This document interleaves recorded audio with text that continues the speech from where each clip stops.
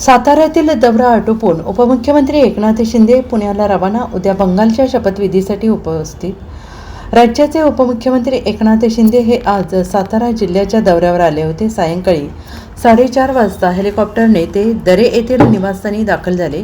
एकीकडे राष्ट्रवादी काँग्रेस शरद पवार गटाचे अध्यक्ष शरद पवार सातारा दौऱ्यावर असतानाच एकनाथ शिंदे यांचाही दौरा झाल्याने जिल्ह्यात पुन्हा राजकीय हालचालींना वेग आलेला आहे.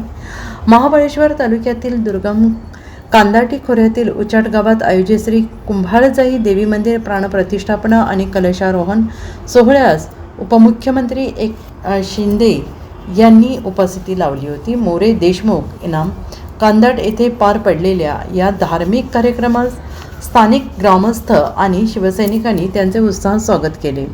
त्यानंतर उपमुख्यमंत्री शिंदे यांची दरेगाव येथे सदिच्छा भेट झाली. त्यानंतर हेलिकॉप्टरने पुण्याच्या दिशेने रवाना झाले. पुण्याहून ते पुढे आसाम आणि पश्चिम बंगाल येथे जाणार असून उद्या होणाऱ्या भाजपच्या शपथविधी सोहळ्यास ते उपस्थित राहणार असल्याची माहिती सूत्रांकडून मिळते आहे.